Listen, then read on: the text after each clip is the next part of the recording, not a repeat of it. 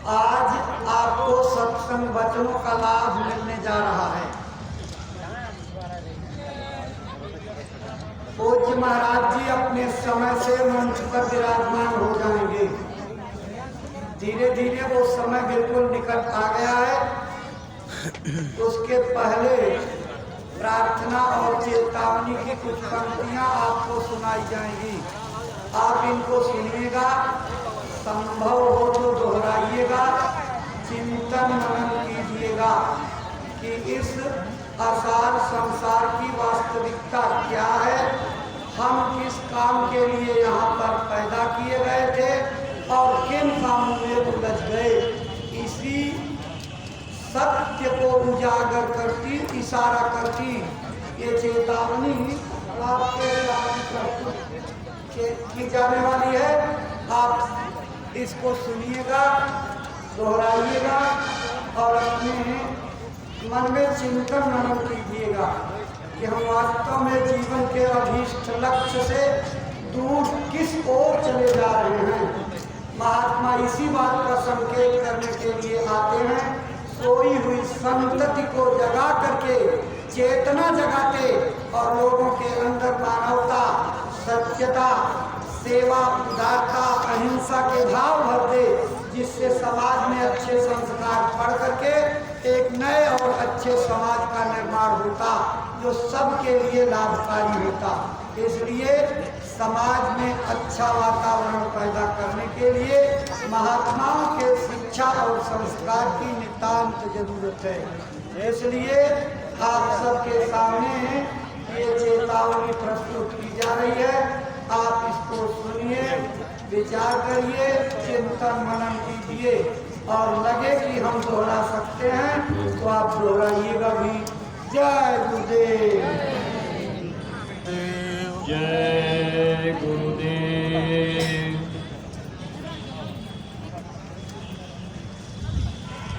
मानो तेरे जीवन का आधार रहेगा कितने दिन। मानो तेरे जीवन का आधार रहेगा कितने दिन। इस तन में तड़पती श्वासों का यह तार रहेगा कितने दिन। इस तन में तड़पती श्वासों का यह तार रहेगा कितने दिन। मानो तेरे जीवन का आधार रहेगा कितने दिन। मानो तेरे जीवन का आधार रहेगा कितने दिन। धनमाल कमाया भी तूने, संसार बसाया भी तूने। धनमाल कमाया भी तूने, संसार बसाया भी तूने। तू खाली हाथ हो जाएगा, अधिकार रहेगा कितने दिन। तू खाली हाथ हो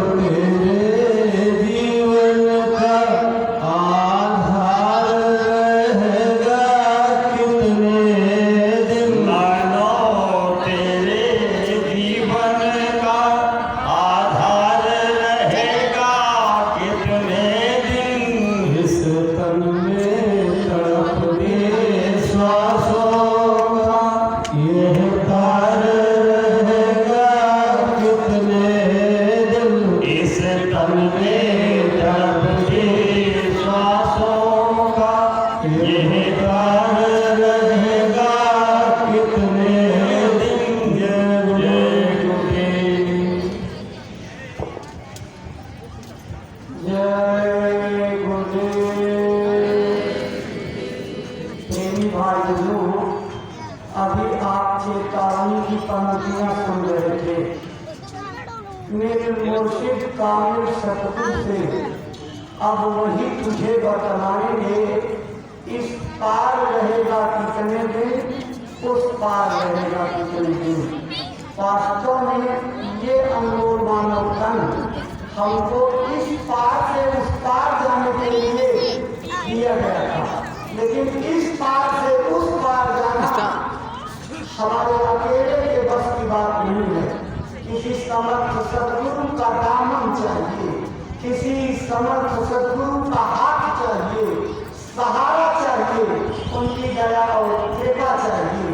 उसी के बल से हम इस पार से उस पार जा सकेंगे। बाकी इस नाशवान संस्कार की हकीकत क्या है जो हमारे सामने से दिन रात गुजर रही, और उस गुजरती हुई दिनचर्या को देख करके भी हम नजरअंदाज करते भावते रहते, उसी हकीकत को बयान करती एक चेतावनी आपके सामने प्रस्तुत है।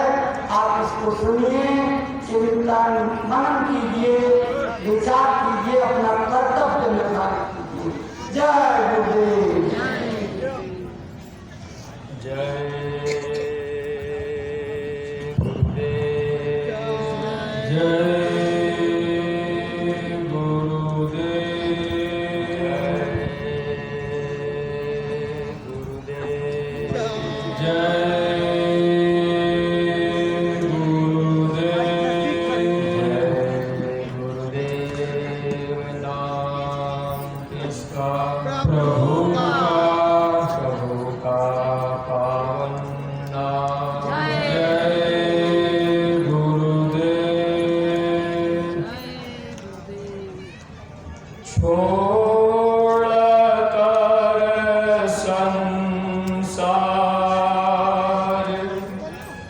जब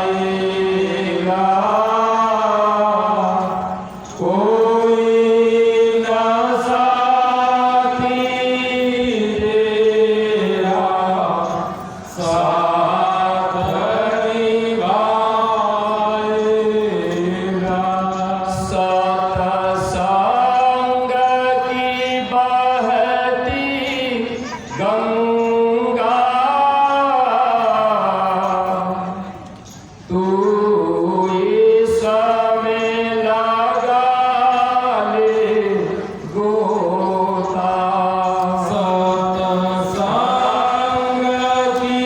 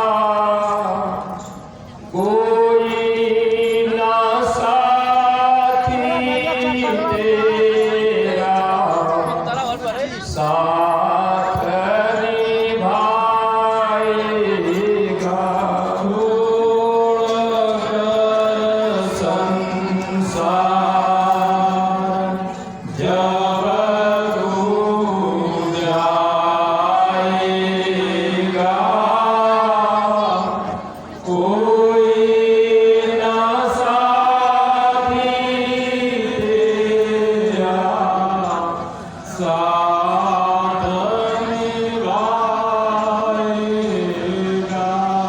गुरुदेव चरण में निस दिन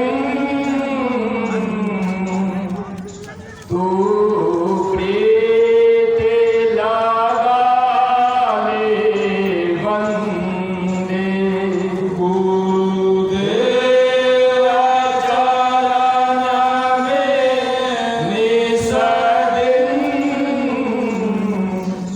तू प्रीत लगा ले बंदे। भगवान चरण में निस दिन तू प्रीत लगा ले बंदे। भगवान चरण में निस दिन तू प्रीत लगा ले बंदे। कट जाएंगे सब तेरे यह जन्म मरण के फंदे। कट जाएंगे सब तेरे यह जन्म मरण के फंदे। पार हो जाएगा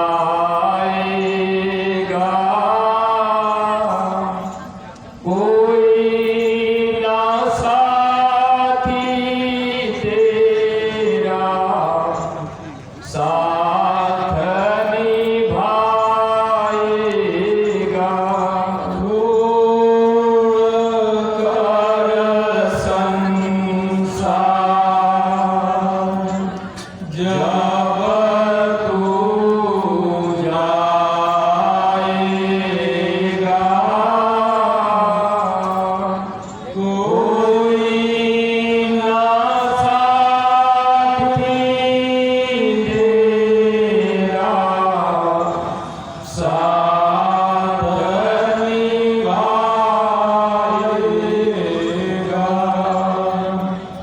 जय गुरुदेव जय गुरुदेव।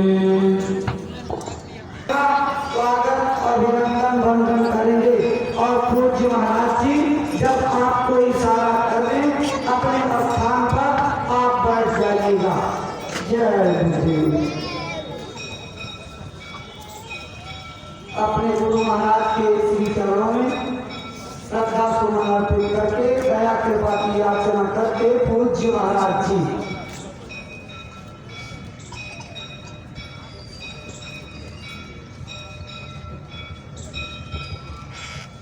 जय गुरुदेव जय गुरुदेव।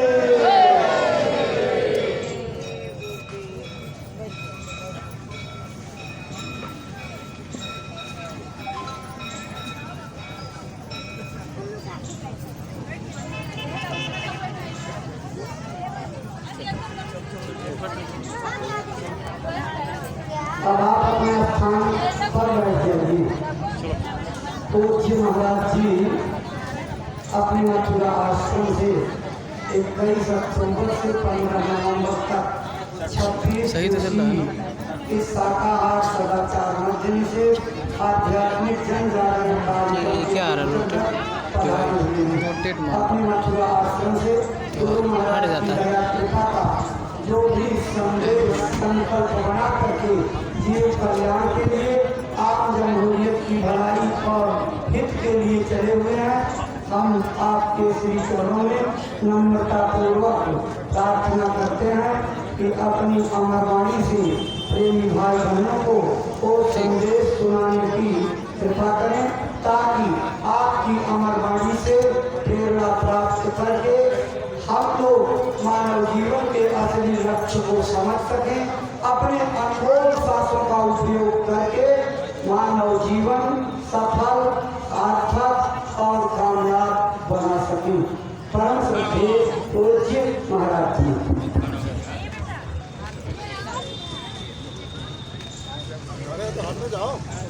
आप सभी लोग प्रेम के साथ में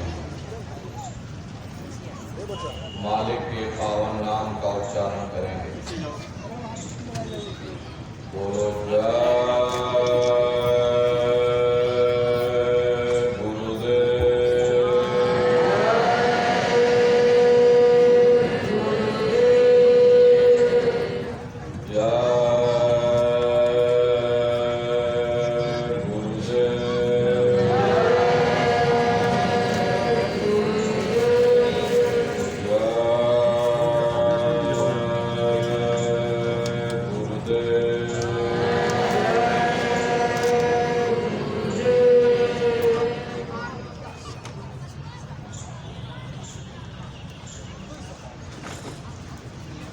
सर्वत्र विराजमान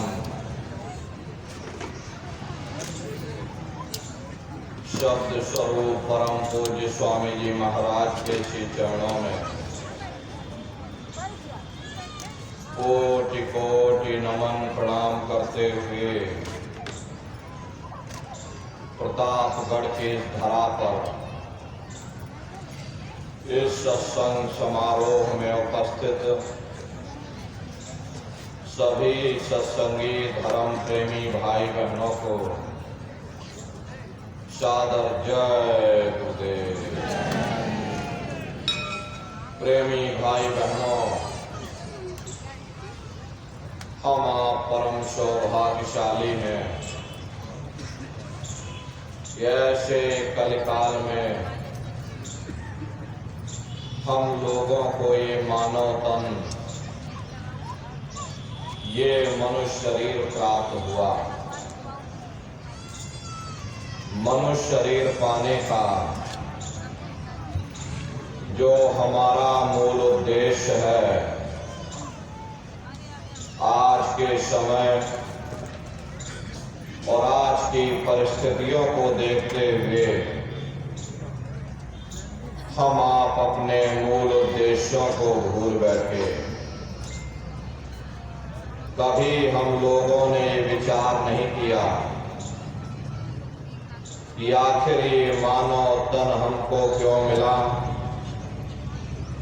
क्या इसका उद्देश्य है और मरने के बाद हम कहाँ जाएंगे,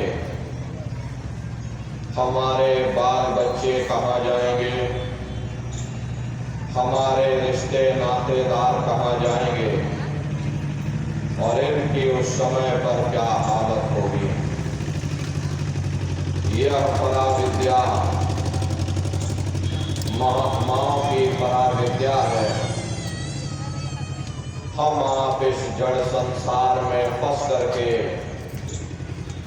उस पराविद्या से अनभिज्ञ हो गए और अपने मूल उद्देश्यों को भूल गए। अपने वादे को हम आप भूल बैठे। वो वादा जो हमने आपने माँ के गर्भ में किया था, जब माँ के गर्भ में हम आप उल्टे लटके हुए थे, उस समय परमात्मा से वादा किया कि हे परमात्मा, इस बार हमको मानव तन दे दो, हम भजन करेंगे, भक्ति करेंगे, हम अपनी जीवात्मा का कल्याण करेंगे। लेकिन मानव तन मिलने के बाद में ना आपने भजन किया ना भक्ति की,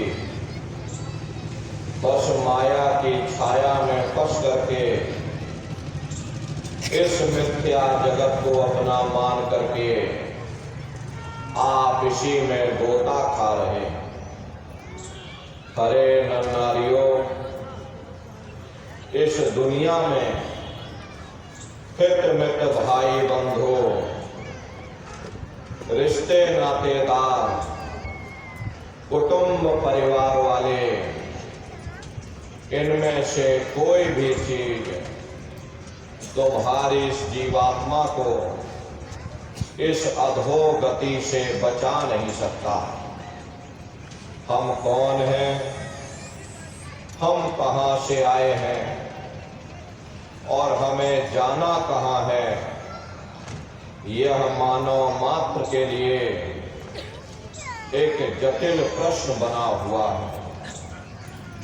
इस प्रश्न का हल तब तक नहीं होगा जब तक इस धरा भूमि पर कोई संत महात्मा फकीर ना मिल जाए। इसीलिए वह मालिक अति दया और कृपा करके संतों और महात्माओं को इस धरा धाम पर भेजते हैं।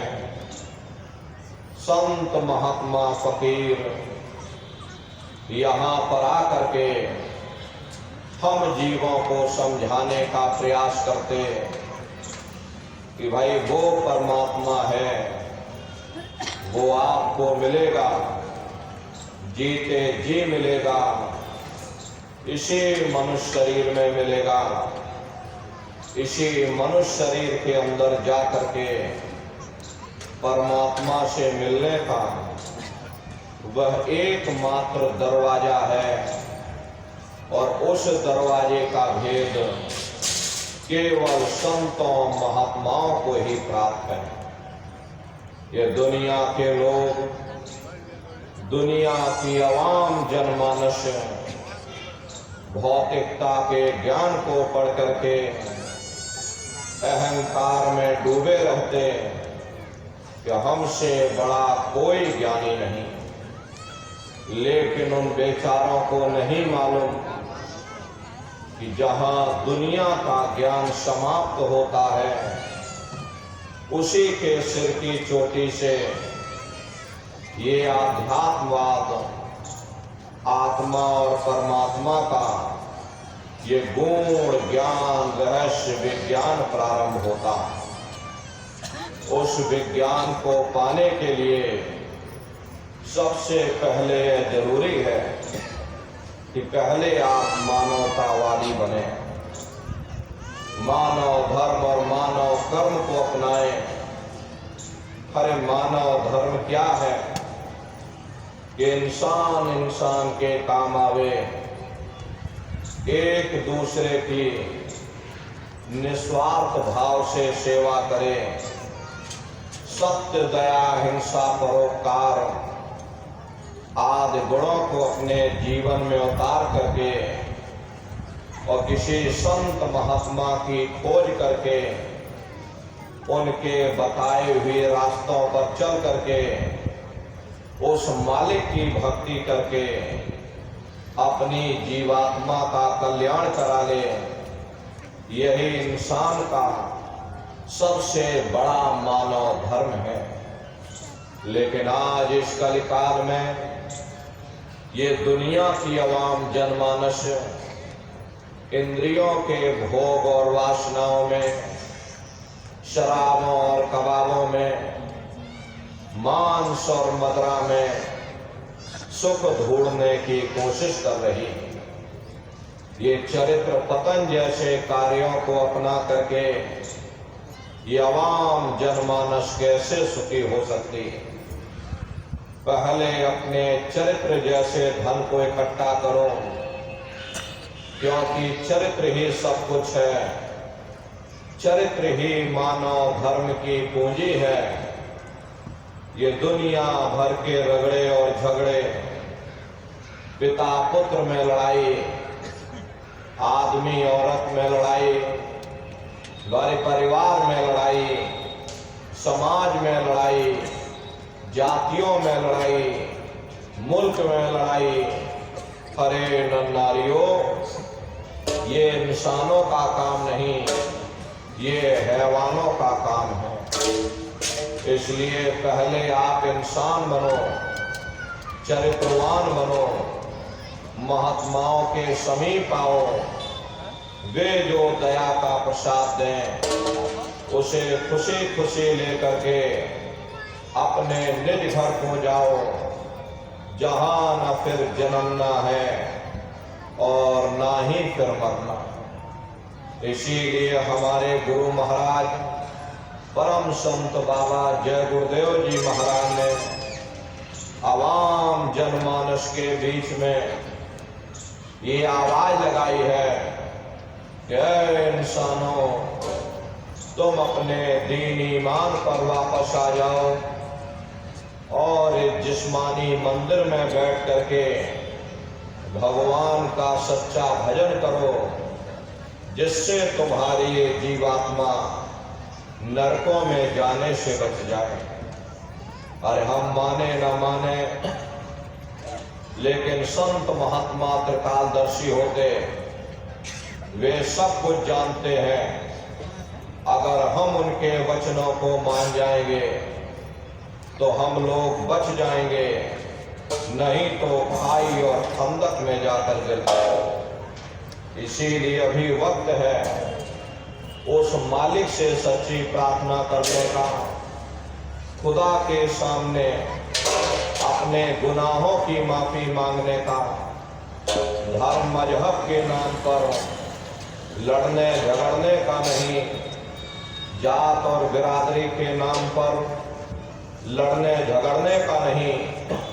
हमने बहुत लड़ लिया, बड़े बड़े झगड़े और फसादें की, बड़ी बड़ी नुक्ताचीनी की, सिवाय नफरत के हमको क्या मिला। नफरत की ऐसी ज्वाला जली जिसमें घर जल गया, परिवार जल गया, समाज जल गई, जातियां जल गई, अब सारा देश जल उठा। इसीलिए सारी मानवता बहुत थक गई। हर कोई ऐसी छांव चाहता है जहां उसे ठंडक मिले, शांति और सुकून मिले। ये सब वहीं मिल सकते हैं जहां शांति के संदेश होते, सुकून के संदेश होते, मानव धर्म और मानव कर्म के संदेश होते। और ये संदेश केवल संत महात्मा फकीर देते हैं, जो समदर्शी होते हैं, जो समस्त जीवों के अंदर उस प्रभु के अंश को देखते हैं। ऐसे समदर्शी उन महात्माओं की खोज करो। ये मत देखना कि महात्मा किस जाति के हैं, महात्मा किस बिरादरी के हैं। जातियां कर्म के अनुसार बनाई गई, जन्म के अनुसार नहीं। मनुष्य की एक ही जाति है, तो वो है मानव जाति। और इसी मानव जामे में बैठ करके हमें उस मालिक की भक्ति करनी है। अरे नर नारियों, सुपच जात के भंगी थे, रैदास जी जात के हरजन थे, मीराबाई जात की छत्राणी थी। अगर वे सब उस मालिक को प्राप्त कर सकते हैं तो आप भी उस मालिक को प्राप्त कर सकते हैं। लेकिन बगैर महात्माओं के, बगैर मुर्शिद के कोई भी जीव इस संसार समुद्र से ना कोई पार हुआ और ना ही कोई हो सकता। ये समुद्र ऐसा है जिसके न इस किनारे का पता न उस किनारे का पता कोई नहीं जान सकता है। ये दुनिया कब बनी, कितनी बार प्रलय और महाप्रलय हो गई, लेकिन इतना जरूर मालूम है कि जिस दिन से दुनिया बनी है हम आप यहीं पर भटका खा रहे। अगर इधर से हवा चली, नैया हमारी उधर चली गई, और अगर उधर से हवा चली, हमारी नैया डगमगाते हुए इधर चली गई। न जाने कितने युग और कल्प बीत गए, लेकिन हमारी ये नैया आज तक इस भवसागर से किनारे नहीं लगी। इसलिए नर नारियों, सौभाग्य से वक्त का इतना बड़ा वरदान आपको मिल गया, ये मानव तन आपको मिल गया। न जाने किस महात्मा की दया हो गई, न जाने कौन से जन्म जन्मांतरों के शुभ पुण्य कर्मोदय हो गए, आपको यह मानव तन मिल गया। पर अब की बार मौका मिल गया है, समय रहते हुए अपनी जीवात्मा के कल्याण के लिए थोड़ा बहुत विचार करो, वरना ये समय निकलता चला जा रहा है। मिली नरदेही है तुमको, बनाओ काज कुछ अपना, बचो मत इस जग में, जानियो रैन का सपना। हरे नर नारियों, जैसे रात में हम लोग स्वप्न देखते हैं, हालांकि उस समय पर हमें स्वप्न सच मालूम पड़ता, असली प्रतीत मालूम होता है, लेकिन जब सुबह उठते हैं, जब हमारी आंख खुलती है, जब हमें होश आता है, तब हम विचार करते कि नहीं भाई, हम तो स्वप्न देख रहे थे, ये सब भ्रम है। ठीक उसी प्रकार से ये दुनिया भी 10-20-100 साल का स्वप्न है। अब आप कहोगे हम जाग रहे, परंतु प्रेमी भाई बहनों, ऐसा हरगिज नहीं है। जिस दिन मौत का वक्त आएगा, पर आप रोगे, हाय हाय करके चिल्लाओगे कि हाय, हमने सारी जिंदगी यूं ही स्वप्न में गुजार दी, जागने का समय अभी आया, जो कुछ करना है अभी करना। लेकिन प्रेमी भाई बहनों, अब पछताए हो क्या जब चिड़िया चुग गई खेत। प्रेमी भाई बहनों, जैसे मरीज को मिश्री कड़वी लगती है, हालांकि मिश्री कड़वी नहीं होती, बल्कि मरीज के मुंह का जायका कड़वा होता। उसे चाहे कितने अच्छे अच्छे भोजन करा दो, हलवा पूड़ी पकवान बना करके खिला देना, उसे अच्छा नहीं लगेगा।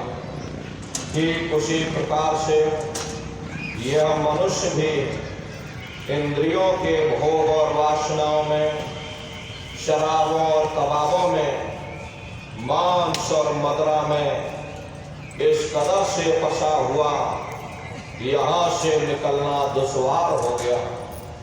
अरे निकलना तो दूर की बात रही, उस मालिक की ओर ध्यान ही नहीं जाता, शब्द या नाम की तरफ किसी का ख्याल तक नहीं जाता। और अगर भूले भटके चला भी गया, तो ये दुनिया की लज्जतें, दुनिया की वासनाएं, दुनिया का मोह और प्यार हमें खींच करके वापस दुनिया में लाकर डाल देता। महात्मा करे तो करे क्या?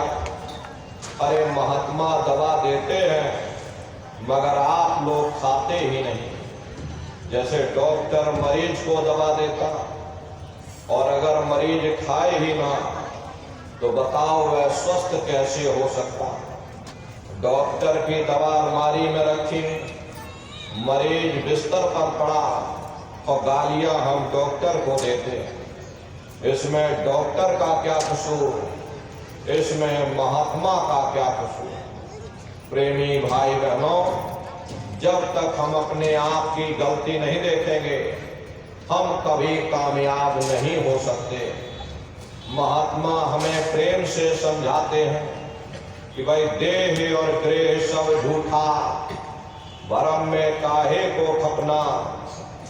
ये घरबार हमारा अपना नहीं, ये पराया देश है, ये सराय खाना है, ये मुसाफिर खाना है, ये शरीर भी तुम्हारा अपना नहीं, ये भी काल का पिंजरा है, किराए का मकान है, पराया मकान है। किसी को 40-50 साल के लिए मिला, किसी को 80-90-100 साल के लिए मिला। जितने जितने श्वास उस मालिक ने बख्शे हैं, उसे भुगतने के बाद में हमें इस शरीर को यहीं छोड़ जाना। श्वास दुधारा नित्य ही जारी, एक दिन खाली चाम। अरे नर नारियों, एक तालाब पानी से चाहे कितना भी क्यों ना भरा हो, आप एक छोटी सी नाली काट कर खोल दीजिए तो सारा पानी ही तालाब से बाहर निकल जाएगा। ठीक उसी प्रकार से हमारा ये शरीर भी श्वासों का भंडार है। जब तक श्वासों का भंडार जारी है, हम दुनिया के काम काज में फंसे हुए, दुनिया के कारोबार में उलझे हुए। लेकिन जिस वक्त ये श्वासों का भंडार खाली होगा, अरे टेलीफोन खड़क जाएंगे, तार पहुंच जाएंगे, संदेश पहुंच जाएंगे, सब रिश्ते नातेदार, सब कुटुंब परिवार वाले, सब अड़ोस पड़ोस वाले मिनटों सेकंडों में इकट्ठा हो जाएंगे।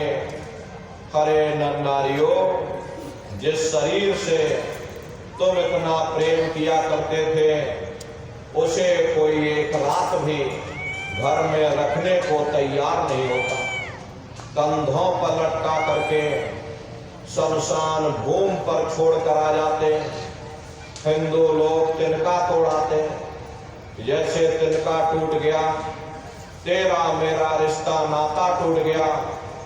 मुसलमान सिख या ईसाई लोग खाक की मिट्टी कब्र में डाल देते हैं। जो मेरे लिए खाक की मिट्टी है, वह मेरे लिए तू है। अब बताओ प्रेमी भाई बहनों, जिन रिश्ते नातेदारों के खातिर, जिन कुटुंब परिवार वालों के खातिर आपने सारी जिंदगी गुजार दी, इतना इतना कष्ट सहा, इतनी इतनी मुसीबतें सही, सबने मिनटों सेकंडों में आपसे रिश्ता नाता तोड़ दिया। अरे बड़े बड़े राजे महाराजे सारी जिंदगी उन्होंने गुजार दी, ये किला बनाते बनाते। आज उनके किलों को जाकर देखो, आज खंडहर बने पड़े हुए। विश्व विजेता सिकंदर भी सारी दुनिया पर राज करने का ख्वाब देखता था, वो भी मुट्ठी खोल करके चला गया। कोई क्या साथ लेकर जाएगा? जो चीज तुम्हारे साथ में जाने वाली, वह केवल परमात्मा की भक्ति है। सुरत शब्द नाम की कमाई है। सुरत शब्द नाम की कमाई करना, सब जतन दूर अब धरना। कोई दूसरा उपाय करने की जरूरत नहीं। उस मालिक को प्राप्त करने के लिए केवल एक ही उपाय इस कलयुग में करो, अपनी सुरत को, अपनी जीवात्मा को शब्द के साथ जोड़ दो।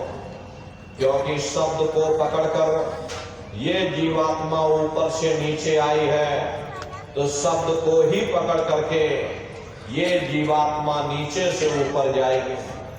हम लोग ऊपर से नीचे कैसे आ गए, कैसे आकर के इस संसार में फंस गए, जरा संक्षिप्त में आप लोग समझ लीजिए। पहले यहाँ कुछ नहीं था। पहले ना हम थे ना आप थे, न ये जमीन थी ना आसमान था, न देवी थे न देवता थे। पहले कुछ नहीं था। तो पहले कौन था? आपकी धर्म पुस्तकों में लिखा है, एक अनियनामा अविसच्चिदानंद प्रभु धामा। वो एक अनियनामी महाप्रभु अपने अनामी धाम में अखंड राज किया करते थे। उस मालिक की मौज मर्जी उठी तो उन्होंने 3 लोकों का पहले विस्तार किया, यानी कि अगम लोक, अलख लोक और सप्त लोक। अगम लोक में अगम पुरुष को बैठा दिया, अलग लोक में अलग पुरुष को बैठा दिया और सतलोक में सतपुरुष भगवान को बैठा दिया। काफी समय जब बीत गया तब नीचे की रचनाओं का विस्तार सतपुरुष भगवान ने अपनी मौज मर्जी से किया। उन्होंने अपनी आवाज पर अनंतों अनंत ब्रह्मांडों की रचना की और अपने 16 पुत्रों को नीचे उतार दिया। निरंजन भगवान, जिनको दुनिया ईश्वर कहती है, सतपुरुष भगवान के सबसे छोटे पुत्र हैं।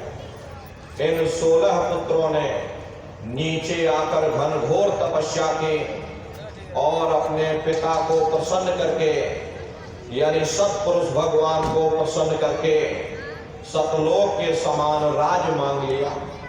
राज चेतन पर किया जाता है, जड़ पर नहीं किया जाता। इसीलिए इनको रूहों का, यानी कि जीवात्माओं का छोटा सा भंडार दे दिया गया। जब जीवात्माएं ऊपर से नीचे उतारी जाने लगी, जब हमको आपको ऊपर से नीचे उतारा जाने लगा तो हम लोग घबराने लगे। उस समय सतपुरुष भगवान ने वचन दिया, आदेश किया कि तुम जाओ, जाकर नीचे आराम से रहो और जब समय पूरा होगा तब तुम वापस चले आना। सतपुरुष के आदेश पर ये रूहें, ये जीवात्माएं, यानी कि हम और आप नीचे आने को तैयार हो गए।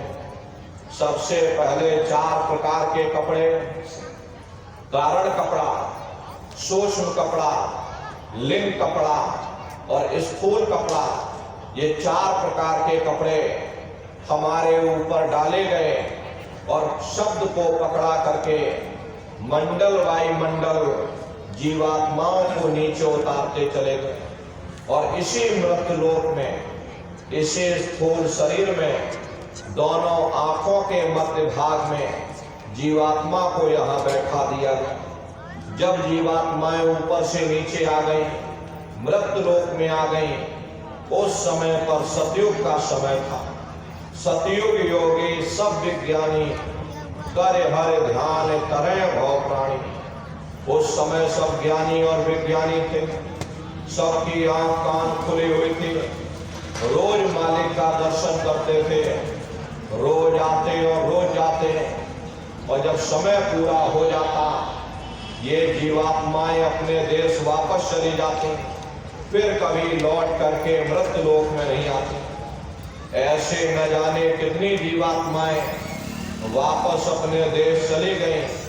तब निरंजन भगवान ने विचार किया कि अगर ये जीवात्माएं ऐसे ही अपने देश वापस चली जाएंगी, हम इन पर कोई रोक टोक नहीं लगाएंगे, तो एक दिन मेरा राज्य खाली हो जाएगा।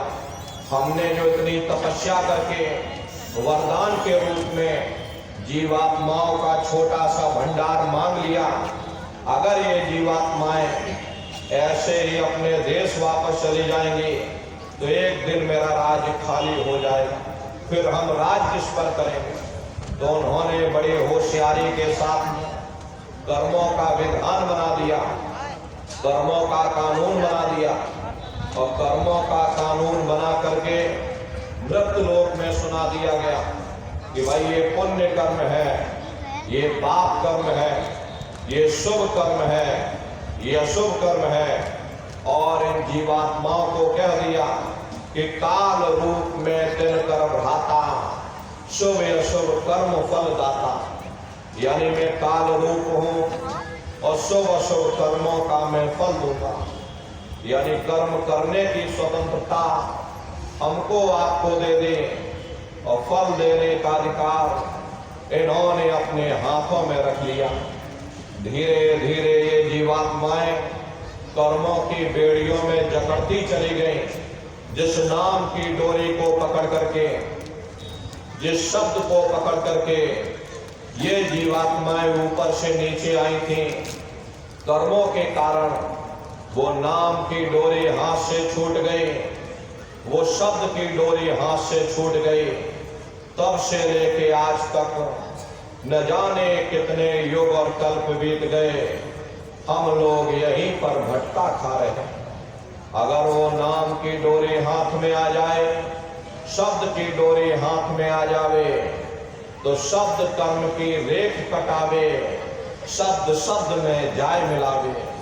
शब्द वो साबुन है जो तुम्हारे कर्मों की रेख पर मेघ मार देगा, तुम्हारे कर्मों को साफ कर देगा और तुम्हें शब्द दर शब्द, मंजिल दर मंजिल अपने घर वापस पहुंचा देगा।